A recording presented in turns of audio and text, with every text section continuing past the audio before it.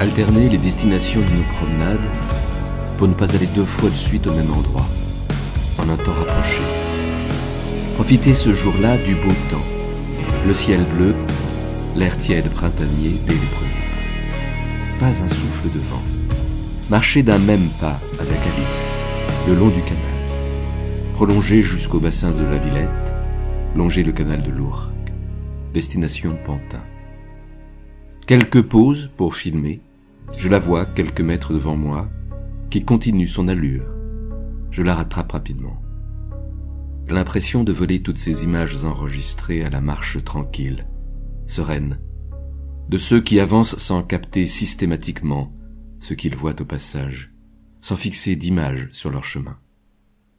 Je prends des photos, je filme le paysage. Nous discutons à bâton rompu, nous rions beaucoup. Je crois que la joie d'être père est liée à cet instant de partage, de complicité ravie. Je regrette parfois que cela soit plus difficile avec Nina en ce moment, à cause de la distance, même si nous partageons tous les deux les mêmes passions. J'aimerais tant aller voir des expositions avec elle, comme j'aime aller au cinéma, ou discuter écriture avec Alice. Ce n'est qu'un passage, bien sûr. Elle doit vivre ses propres expériences. Avec Alice aussi, cela a été compliqué, il y a quelques années. Je me souviens qu'avec mon père, ce n'était pas simple non plus. J'avais cette même impression d'incompréhension, de distance, d'un besoin de mise à l'écart, avant de pouvoir faire le chemin inverse et se retrouver. Nos itinéraires ne sont jamais rectilignes. On apprend souvent de nos détours, des chemins de traverse.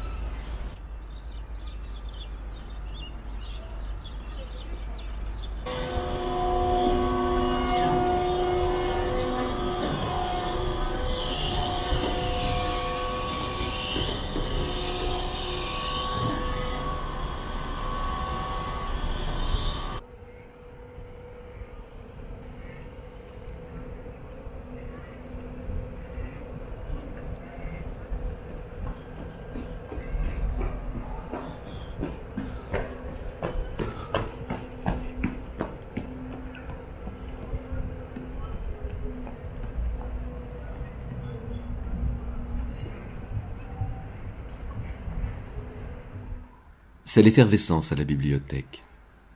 Depuis la réouverture, chaque jour de nouvelles animations pour accompagner la fin du chantier de rénovation. Le public est heureux de retrouver la bibliothèque, ses fonds, ses ouvrages, ses animations. Les réactions sont très positives, enthousiasmantes même. Quelques rares critiques ne parviennent pas à troubler le sentiment général. La parenthèse des travaux se termine dans le même temps ou presque que la pandémie.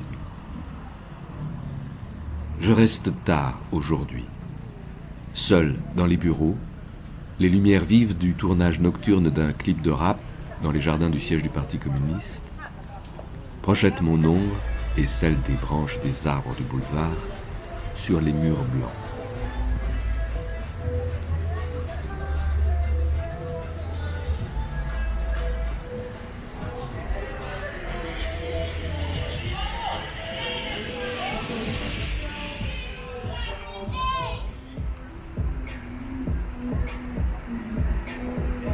Des apparitions. C'est le but d'un jeu d'enfants simple comme bonjour, bête comme chou, mais pas beaucoup plus que les collages, des calcomanies, frottages et autres jeux plus ou moins automatiques de Max Ernst auxquels je m'amusais depuis longtemps. Dans l'obscurité de mon bureau, une photo dans le journal m'ayant attiré, je passe lentement, sans raison manifeste, la page dans la lumière oblique de la lampe. La photo peu à peu s'efface et apparaît ce qui se trouve de l'autre côté. Cela a pour effet de rapprocher deux images, et aussi de mettre en valeur la part accessoire, rejetée dans l'ombre, oubliée, exilée, l'envers des choses venu un peu dans la lumière.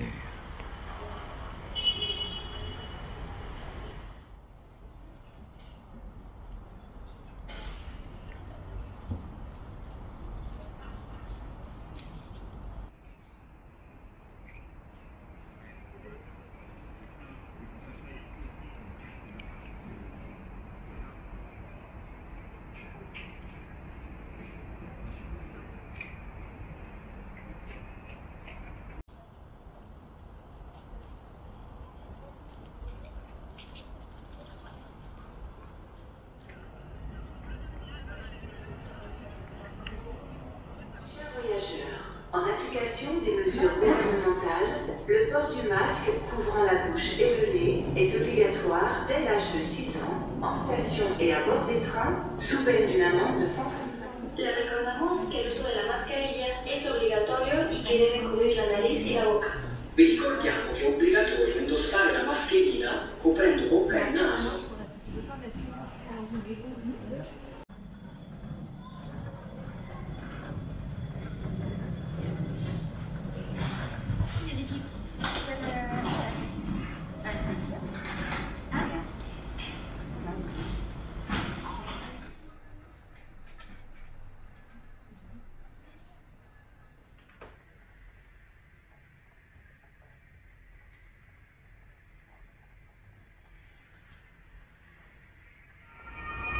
Cela tient du plus grand mystère.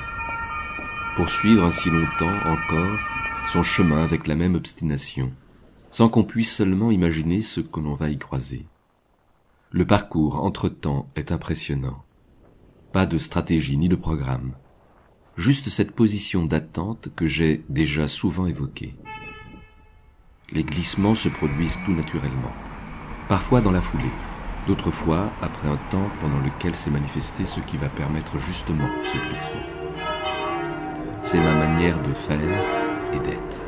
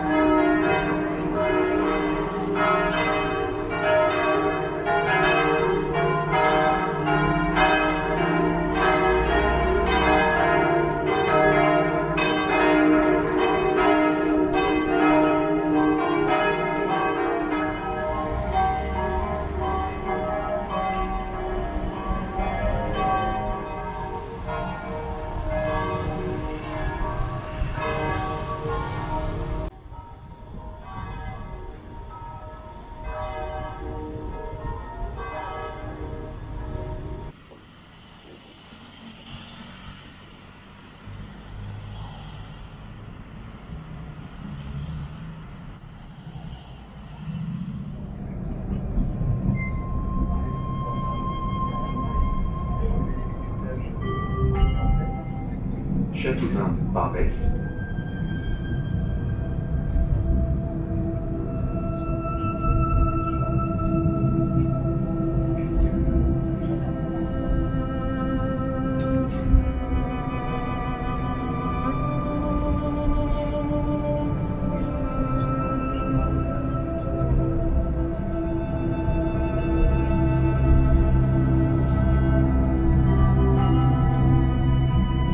Parisien d'Ivry.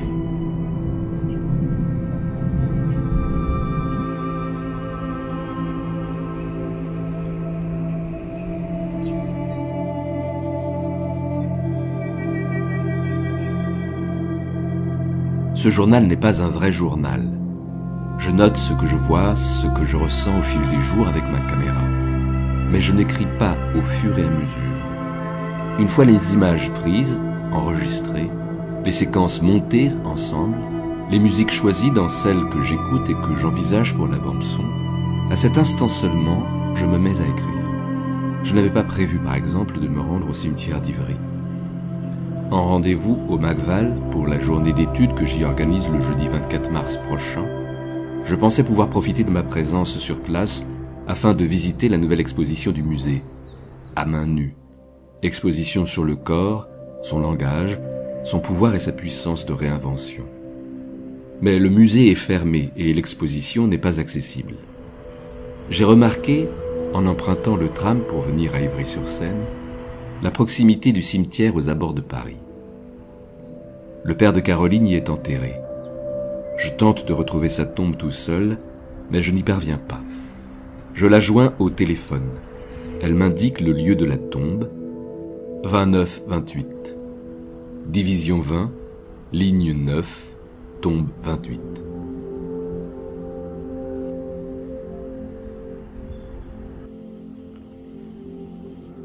Le vent de la tempête fait trembler et vaciller les hautes branches des arbres.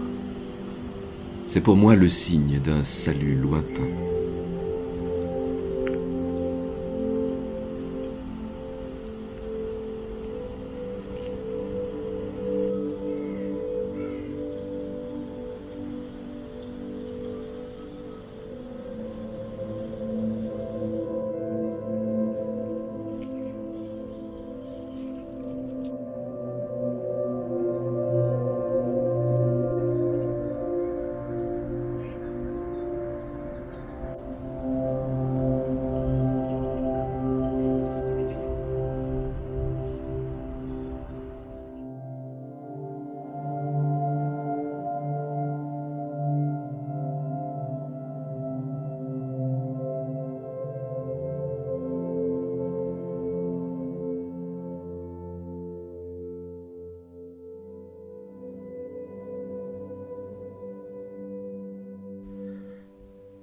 Il est 5h05 du matin, jeudi 24 février, à Kiev, en Ukraine.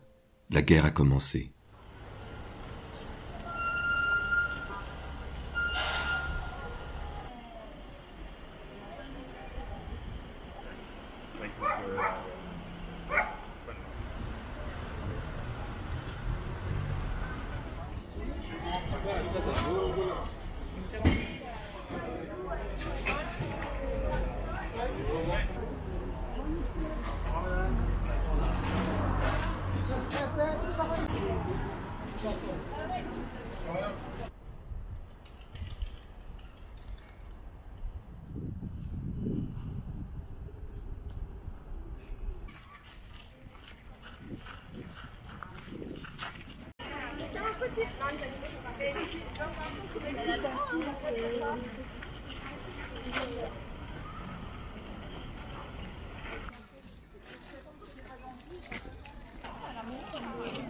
Je me souviens du livre d'artiste que m'avait offert Maryse H., Ton éternité de mimosa.